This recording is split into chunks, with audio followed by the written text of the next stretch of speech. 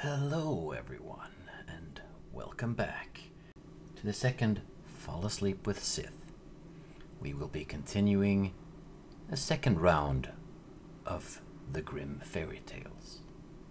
So same as before, put down your phone, don't look at the screen, and just relax, find a comfortable position, and just listen. The Story of Riffraff.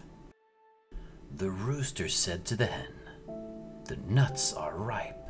Let's go up the hill, and for once eat our fill of nuts before the squirrel hauls them all away." "Yes," responded the hen, "let's go and have a good time together." So they went up the hill, and since it was such a bright day, they stayed till evening. Now, I don't know whether it was because they had stuffed themselves so much, or whether they had become too high and mighty, but they didn't want to return home on foot. So the rooster had to build a small carriage made out of nutshells. When it was finished, the hen got in and said to the rooster, "Now you can just harness yourself to it." "No," said the rooster, "you have some nerve. I'd rather go home by foot than let myself be harnessed to this carriage. No, that wasn't part of our bargain. I'd gladly be coachman and sit on the box, but I refuse to pull the carriage." As they were quarreling, a duck came by, quacking and pouted. "You thieves! Who said you could come up on my nut hill? Just you wait, you will pay for this." She charged at the rooster with her wide-open beak, but the rooster was on his toes and threw himself at the duck's body nice and hard. Then he dug his spur into her so violently that the duck begged for mercy and willingly let herself be harnessed to the carriage as punishment. Now the rooster sat down on the box as coachman, and off they went in a gallop. "Duck, run as fast as you can," cried the rooster. After they had gone some distance, they encountered two travelers on foot, a needle and a pin, who called and asked them to stop. They said it would soon be very dark and they wouldn't be able to go one step farther. Besides, the road was dirty, so they asked if they could have a ride. They had been at the tailor's tavern outside of the town gate and had had one beer too many, which made them late as well. Since they were thin and didn't take up much room, the rooster let them both get in. But they had to promise not to step on his or the hen's feet. Later that evening they came to an inn, and since they didn't want to travel any farther, and since the duck was not walking well but swayed from side to side, they decided to stop there. At first the innkeeper raised a lot of objections and said that his inn was already full. Moreover, he thought they were not a very distinguished looking group. However, they used some sweet talk and offered him the egg that the hen had laid along the way, and told him he could also keep the duck, who laid an egg daily. So finally he relented and said they could spend the night. Now they ordered some good hot food and had a merry time of it. Early the next morning, as the sun was rising and everyone was asleep, the rooster woke the hen, fetched the egg, picked it open, and together they devoured it. After throwing the shells on the hearth, they went to the needle, who was still asleep, grabbed him by the head, and stuck him in the innkeeper's easy chair. And then they stuck the pin into the innkeeper's towel. Finally, without much ado, they flew away over the heath. The duck, who liked to sleep in the open air and had spent the night in the yard, heard the flapping of their wings. So she roused herself, found a brook, and swam away. That went much faster than being harnessed to a carriage. A few hours later, the innkeeper got out of bed, washed himself, took the towel to dry himself. However, the pin scratched his face, leaving a red mark from ear to ear. Then he went into the kitchen and wanted to light his pipe. But as he leaned over the hearth, the eggshell popped into his eyes. "Everything is attacking my head this morning," he said, and went to sit down in his easy chair to settle his bad mood. But he jumped up immediately and screamed, "Ow!" The needle had stuck him worse than the pin, and not in the head. Now he was completely angry and suspected the guests who had arrived so late the night before. But when he went looking for them, they were gone. Then he swore he would never again let Riffraff stay at his inn, especially when they eat so much, pay nothing, and play mean tricks on top of it all. The story of the little brother and the little sister. A little brother took his little sister by the hand and said, "Ever since our mother died, we've not had one moment of happiness. Our stepmother beats us every day, and when we come near her, she kicks us away with her foot. We get nothing but hard crusts of bread, just leftovers of food, and the dog under the table is better off. At least he gets good chunks of meat to eat every now and then. Lord have mercy on us, if our mother only knew. Come, let us go off together into the wide world." So they went away and came to a large forest, where they were so sad and so tired that they crept into a hollow tree and just wanted to die from hunger. Then they both fell asleep. When they woke the next morning, the sun was already high in the sky and warmed the hollow tree with his rays. "Little sister," said the brother after a while, "I'm thirsty. If only I knew where to find a spring, I'd go and have a drink right away. Listen, I think I hear one trickling." "What good will that do?" the little sister answered. "Why do you want to drink when we're just gonna die from hunger?"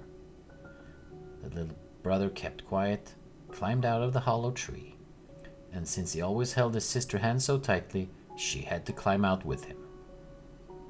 Now, their evil stepmother was a witch, and when she had noticed the two children had left, she followed them and caused a little stream near the tree to trickle from some rocks and form a spring. The trickling spring was intended to lure the children and make their mouths water, but whoever drank from the spring would be changed into a little fawn. The little brother soon came to the spring with his sister, and when he saw the glittering water trickle over the stones into the spring, his thirst became even greater, and he wanted to drink some water. However, the little sister was fearful. She thought she heard the spring speak to her as it trickled. "Whoever drinks me will be changed into a fawn. Whoever drinks me will be changed into a fawn." So she begged her brother not to drink from the water. "I don't hear anything," said the little brother. "I just hear how lovely the water's trickling. Let me go." Upon saying this, he lay down on the ground, leaned over, and drank. And as soon as he felt the first drop of water on his lips, he changed into a little fawn sitting beside the spring. The little sister wept and wept.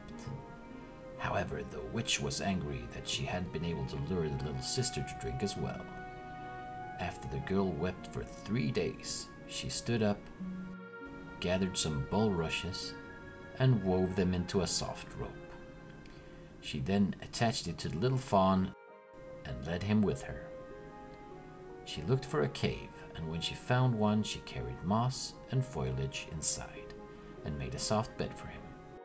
The next morning she went out with the fawn to a place with tender grass, and there she gathered the most beautiful grass, which he ate out of her hand. The fawn was delighted and romped about on the hills. In the evening, when the little sister was tired, she laid her head on the back of the fawn. It was her pillow, and this is how she fell asleep. If only her brother could have retained his human form, it would have been a wonderful life. For many years they lived like this in the forest. Then one day, the king was out on a hunt. When he became lost, he stumbled upon the maiden with the little animal in the forest and was amazed by her beauty. He lifted her onto his horse and took her with him, while the fawn attached to the rope ran alongside. At the royal court, the maiden was treated with honor. Beautiful women who had to serve her, but she herself was more beautiful than any of the other ladies.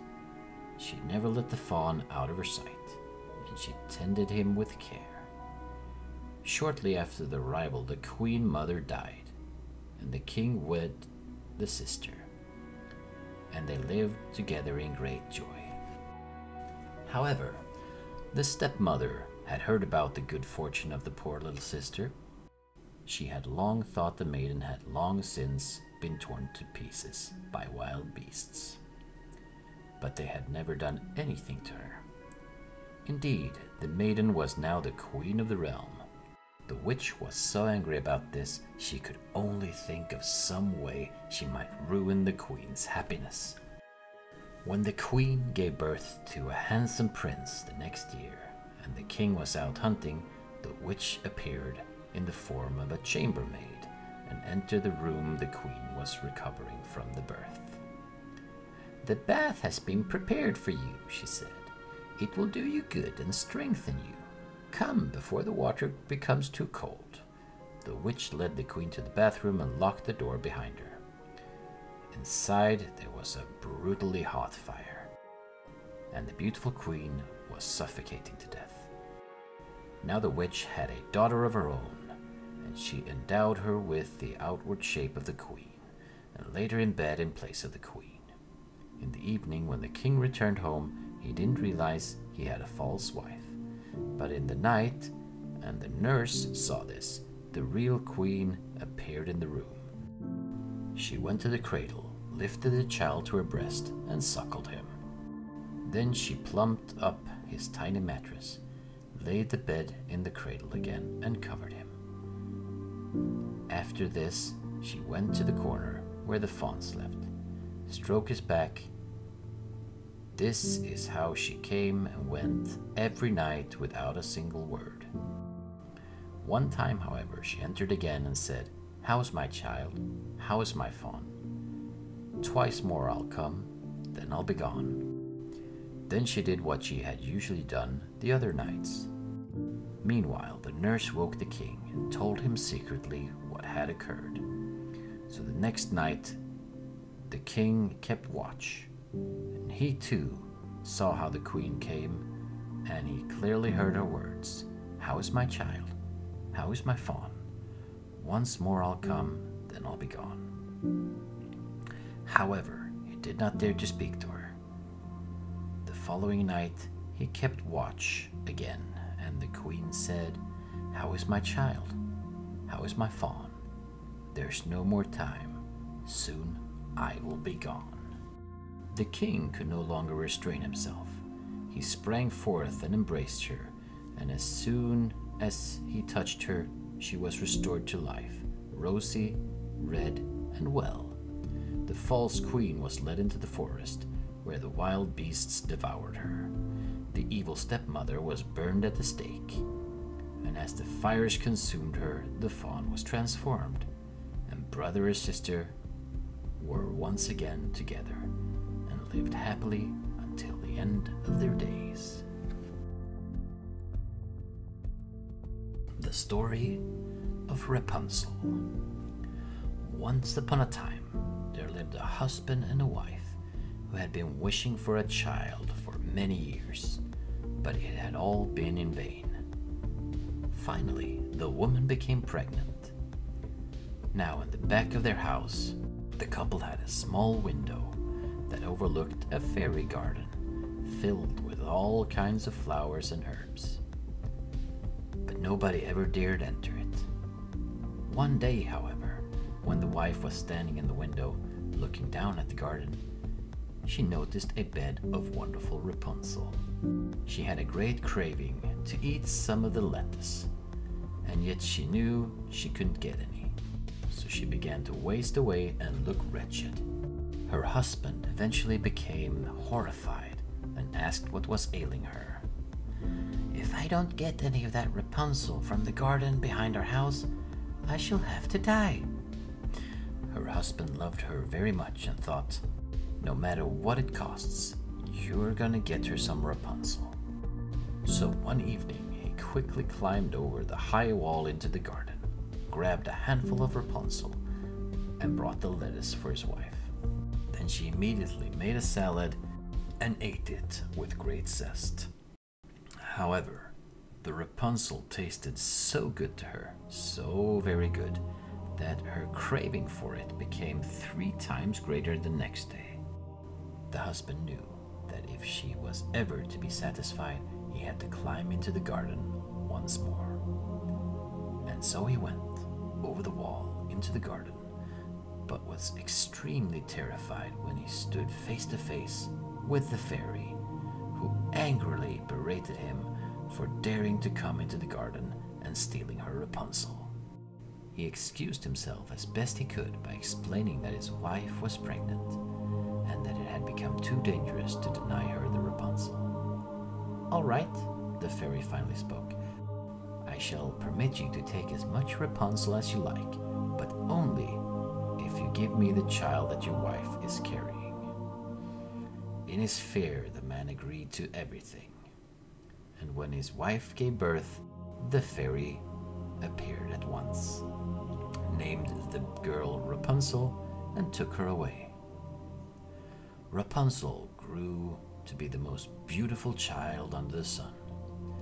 But when Rapunzel turned 12, the fairy locked her in a very high tower that had neither doors nor stairs, only a little window high above. Whenever the fairy wanted to enter the tower, she would stand below and call out, "Rapunzel, Rapunzel, let down your hair." Rapunzel had radiant hair, as fine as spun gold. Each time she heard the fairy's voice, she unpinned her braids and wound them around a hook on the window. Then she let her hair drop 20 yards and the fairy would climb up on it.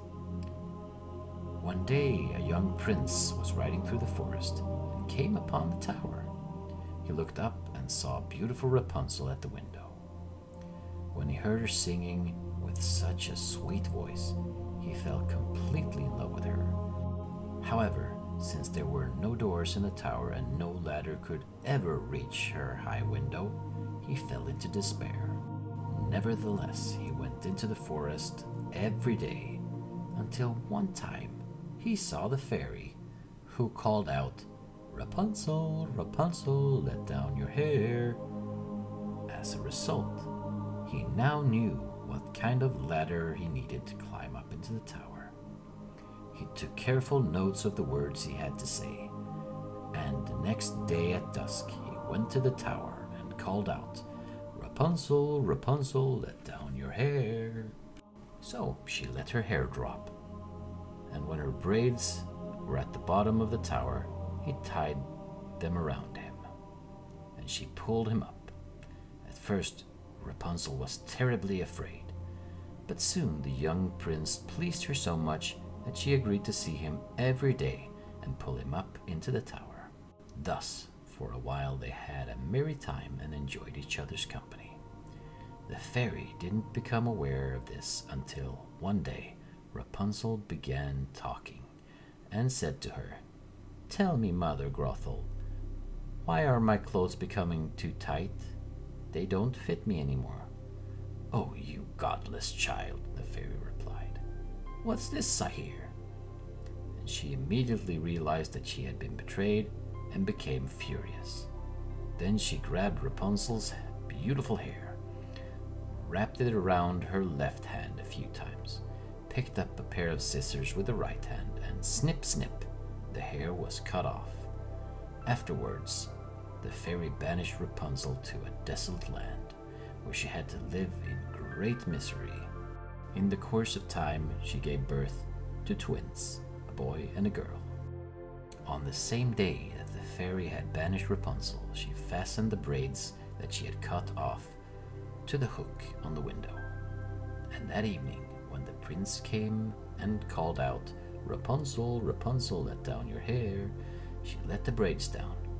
But when the prince climbed up into the tower, he was astonished to find the fairy instead of Rapunzel. "Do you know what, you villain?" said the fairy angrily. "Rapunzel is lost to you forever." In his despair, the prince threw himself from the tower. He escaped with his life, but had lost both his eyes. Sadly, he wandered around the forest, eating nothing but grass and roots, and did nothing but weep. Some years later, he made his way to the desolate land where Rapunzel was leading a wretched existence with her children. When he heard her voice, it sounded familiar at first, and then he immediately recognized it. She recognized him too, and embraced him. 2 of her tears fell upon his eyes, and his eyes became clear again, and he could see as usual. The story of the 3 little men in the forest. There was a man whose wife died, and he was undecided whether he wanted to marry again. Finally, he took off one of his boots that had a hole in the sole and said to his daughter, his only child, "Take this boot and carry it to the loft where you find a large nail. Hang the boot on the nail, then fetch some water and pour the water into the boot. If it holds water, I will marry again. But if it leaks, I'll let things remain as they are." The daughter did as she was told. The water drew the hole together, and the boot became full to the brim. The father checked to see for himself whether this was true, and then he said, "Well, now I've got to take myself a wife." So he went and courted a widow who brought a daughter from her first husband with her to the house. When she saw that her stepdaughter was beautiful, and that everyone was fond of her, and that her own daughter was ugly, she scolded the stepdaughter whenever she could, and only thought of how she might torment her. One day, in the middle of winter, when the snow was high, the stepmother sewed her a dress made of paper, and when it was finished, she called the stepdaughter to her and said, "I've got a craving to eat strawberries. So put on this dress, go into the forest, and fetch me a basket of strawberries. And don't you dare come home until the basket is full." The maiden wept bitter tears and said, "Strawberries don't grow in winter, and even if they were there, they'd be covered in snow. How am I supposed to find them? It's so cold outside that my breath will freeze. How can I go out in a paper dress? The wind will blow right through the dress, and the thorns will tear it off my body." "Don't say one more word," the stepmother replied. "Get going and look for the strawberries." In her jealous heart, she thought that the maiden would freeze outside and never return. That's why she made her a thin paper dress. Since the maiden was obedient, she put on the paper dress and went out into the forest. There was nothing but snow, not even a blade of green grass, so she kept going and going, and when she reached the middle of the forest, she saw a small cottage and 3 little men looking out the window. She wished them a good day, and since she greeted them so politely, they asked her what she was looking for in the forest, dressed in such a thin paper dress when it was winter time. "Oh," she answered, "I'm supposed to look for strawberries, and I'm not allowed to return home until I've gathered a basket full." And the 3 little men responded, "Go behind our house and clear the snow away. The strawberries have been protected there and have grown. You'll find enough to fill your basket." The maiden thanked them and did as she was told. While she cleared away the snow and gathered the strawberries, the three little men began talking amongst themselves. Since she is so polite to us and so beautiful, what gifts should we grant her? I will make sure that she becomes more beautiful than she is. This is my gift, said one of the little men. Each time she speaks, golden coins will fall out of her mouth. That will be my gift, said the other one of the little men. I'll grant her a king who will come and take her for his wife, said the third little man.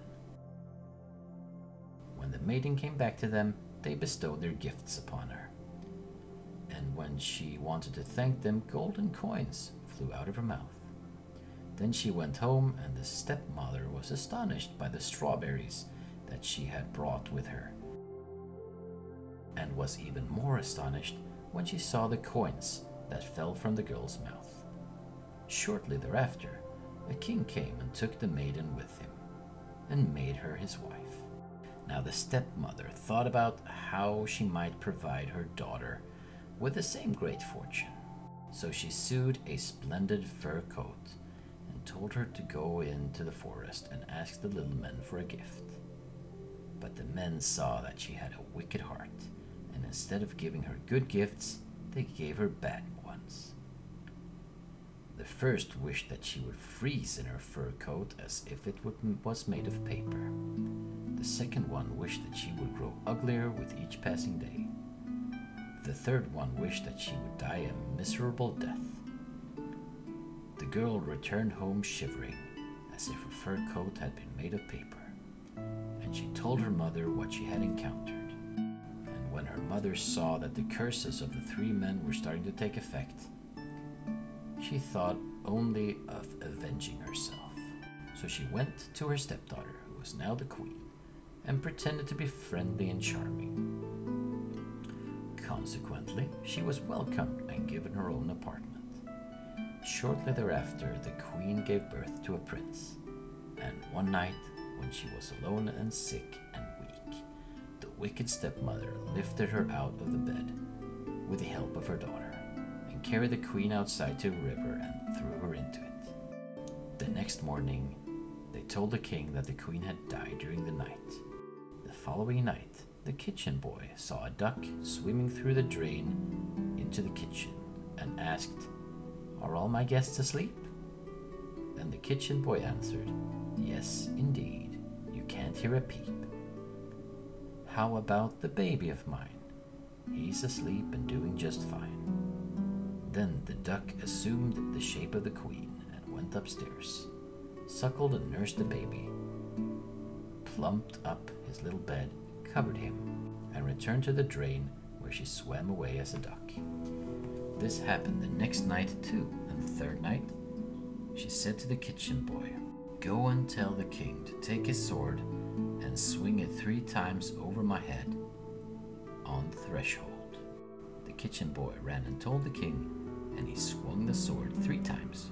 His wife appeared before him, alive and well.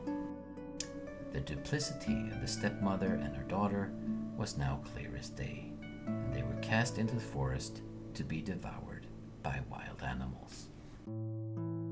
The story of nasty flax spinning.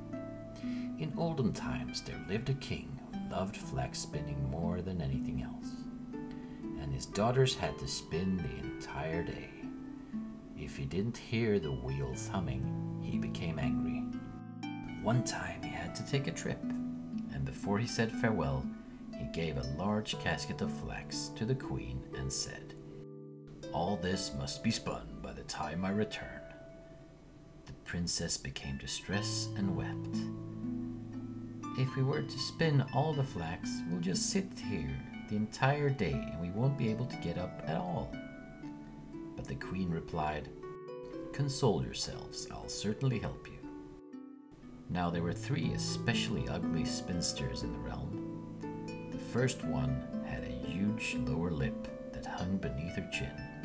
The second one had an index finger on her right hand that was so thick and wide that one could make 3 fingers out of it. The third one had a thick and wide flat foot that was as large as a kitchen board.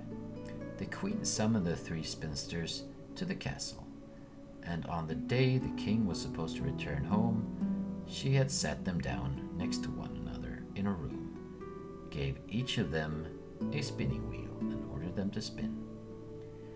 Moreover, she told them what to answer when the king questioned them. As soon as the king arrived, he heard the humming of the wheels from a distance, and he was so glad that he intended to praise his daughters.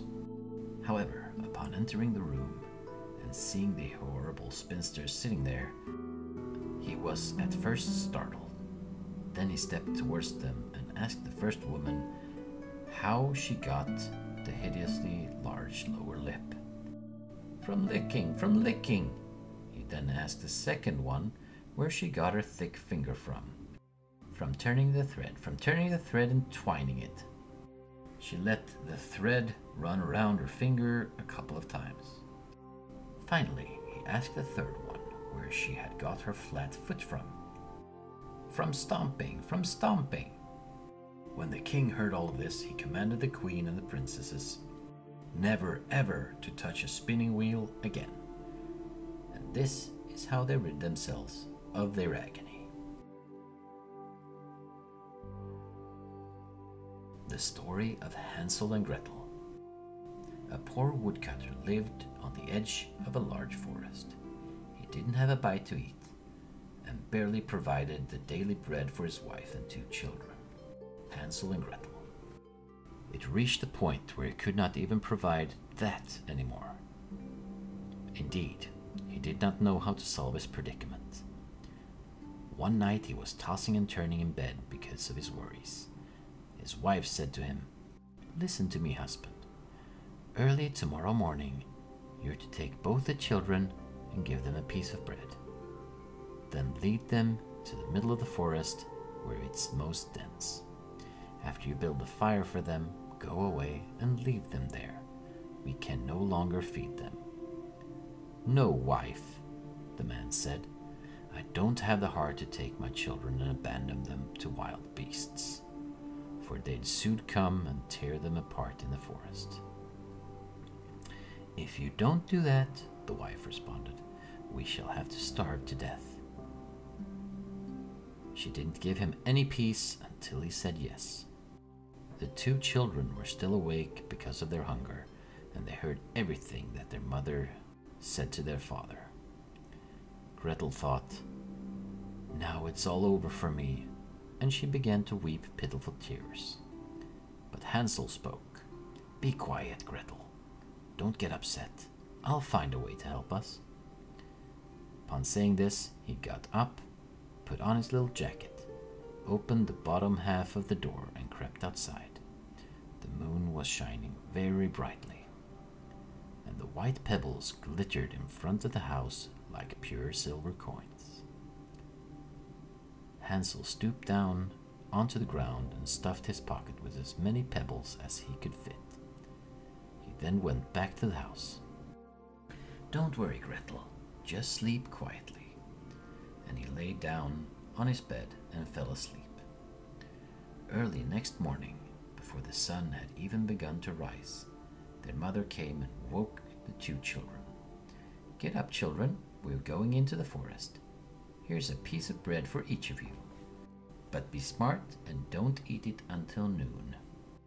Gretel put the bread under her apron, because Hansel had the pebbles in his pocket. Then they all set out together into the forest. After they had walked a while, Hansel stopped and looked back at the house.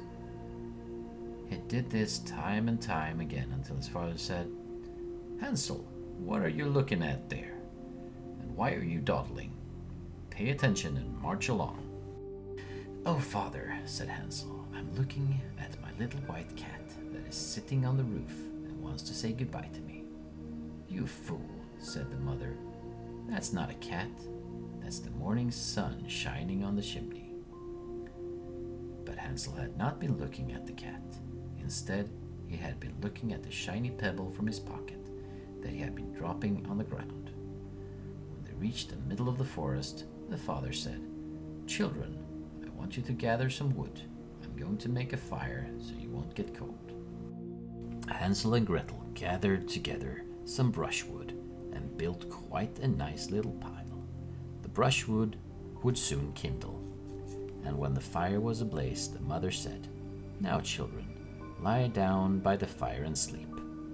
We're going into the forest to chop some wood. When we're finished, we'll come back and get you." Hansel and Gretel sat by the fire. When noon came, they kept eating their pieces of bread until evening. But their mother and father did not return. Nobody came to fetch them. When it became pitch dark, Gretel began to weep. But Hansel said, "Just wait a while until the moon has risen." And when the full moon had risen, Hansel took Gretel by the hand. The pebbles glittered like newly minted silver coins and showed them the way. They walked the whole night long and arrived back at their father's house at the break of day. Their father rejoiced with all his heart when he saw the children again, for he had not liked the idea of abandoning them alone in the forest. Their mother also seemed to be delighted in their return, but secretly she was angry. Not long after this, there was once again nothing to eat in the house. And one evening, Gretel heard her mother say to her father, "The children found their way back one time. I just let that go. But now there's nothing left in the house except for half a loaf of bread. Tomorrow you must take them farther into the forest so they won't find their way back home. Otherwise there is no hope for us." All this saddened the father, and he thought, it would be much better to share your last little bite with your children. But since he has given in the first time, he also yielded a second time. Hansel and Gretel overheard the parents' conversation, and Hansel got up and intended to gather the pebbles again, but their parents had locked the door. Nevertheless, he comforted Gretel and said, "Just sleep, dear Gretel. The dear Lord will certainly help us." Early the next morning, they each received a little piece of bread, but they were smaller than last time. On the way to the forest, Hansel crumbled the bread into his pocket and stopped as often as he could to throw crumbs on the ground. "Hansel, why are you always stopping and looking around?" asked the father. "Keep going." "Oh, I'm looking at my little pigeon that is sitting on the roof and wants to say goodbye to me," Hansel answered. "You fool," his mother said. "That's not your little pigeon. It is the morning sun shining on the chimney." Now their mother led the children even deeper into the forest until they came to a spot they had never been to before in their lives. Once again, they were to sleep by the large fire, and their parents were to come and fetch them in the evening. When noon came, Gretel shared the bread with Hansel, because he had scattered his along the way. Noon went and evening passed, but no one came for the poor children. Hansel confronted Gretel and said, "Just wait until the moon has risen, Gretel. Then I'll see the little breadcrumbs that I scattered. They will show us the way back." When the moon rose and Hansel looked for the breadcrumbs, they were gone, because the many thousand birds that fly about the forest had found them and gobbled them up. Nevertheless, Hansel believed he could find the way home, and pulled Gretel along the way with him. But they soon lost their way in the great wilderness. They walked the entire night and all the next day, from morning till night, until they fell asleep from exhaustion. Then they walked for one more day, but they didn't find their way out of the forest. Now they were also very hungry, for they had nothing to eat except berries that they found growing on the ground. On the third day, they continued walking until noon. Then they came to a little house made of bread, with cake for roof and pure sugar for windows. "Let's sit down and eat until we're full," said Hansel. I want to eat a piece of the roof. Gretel, you can have part of the window, since it's sweet. Hansel had already eaten a good piece of the roof, and Gretel had devoured a couple of small round windows, and was about to break off a new one when they heard a shrill voice from inside. "Nibble, nibble, I hear a louse. Who's that nibbling on my house?" Hansel and Gretel were so tremendously frightened that they dropped what they had in their hands, and immediately thereafter a small, ancient woman crept out the door. She shook her head and said, "Well now, dear children, where do you come from? Come inside with me. You'll have a good time." She took them both by the hand and led them into the little house. Then she served them a good meal of milk and pancakes with sugar and apples and nuts. Afterwards, she made up 2 beautiful beds. When Hansel and Gretel lay down in them, they thought they were in heaven. The old woman, however, was a really wicked witch on the lookout for children, and had built the house made of bread only to lure them to her. As soon as she had any children in her power, she would kill, cook, and eat them. It would be like a feast day for her. Therefore, she was quite happy that Hansel and Gretel had come her way. Early next morning, before the children were awake, she got up and looked at the 2 children who slept so sweetly, and she was delighted and thought, "They'll certainly be a tasty meal for you." Then she grabbed Hansel and stuck him in a small coop. And when he woke up, he was behind a wire mesh used to lock up chickens, and he couldn't move about.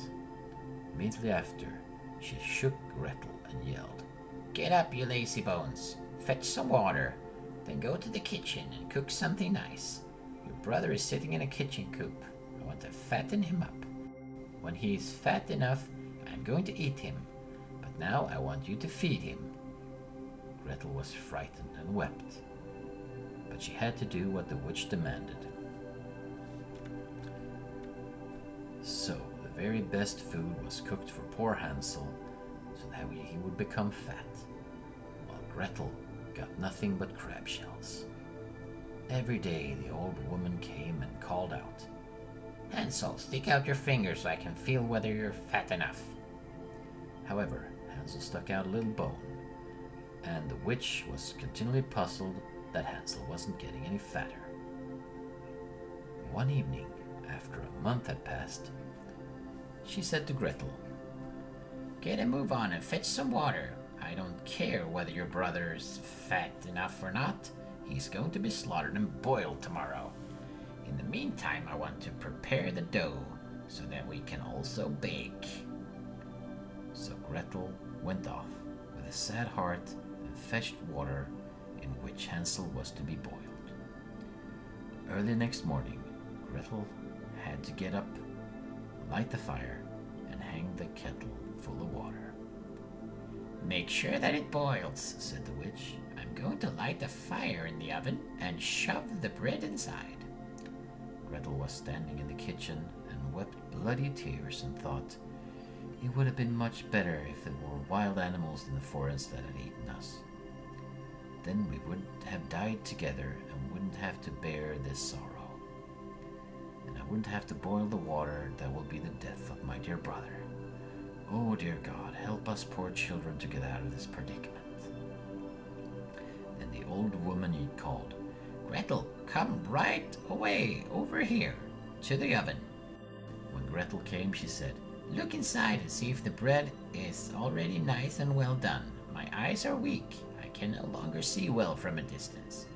If you can't see, then sit down on the board, and I'll shove you inside. Then you can get around inside and check everything." The witch wanted to shut the oven door once Gretel was inside, for she wanted to bake her in the hot oven and eat her too. This was what the wicked witch had planned, and why she had called the girl. But God inspired Gretel and said, "I don't know how to do it. First you show it to me. Sit down on the board and I'll shove you inside." And so the old woman sat down on the board, and since she was light, Gretel shoved her in as far as she could. And then she quickly shut the door and bolted it with an iron bar. The old woman began to scream and groan in the hot oven, but Gretel ran off, and the witch was miserably burned to death. Meanwhile, Gretel went straight to Hansel and opened the door to the coop. After Hansel jumped out, they kissed each other and were glad. The entire house was full of jewels and pearls, so they filled their pockets with them. They then went off and found their home. Their father rejoiced when he saw them again. He didn't spend a single happy day since his children had been away. And now he was a rich man. However, the mother had died. Good night, my friends. May the dark side watch over you. Sleep tight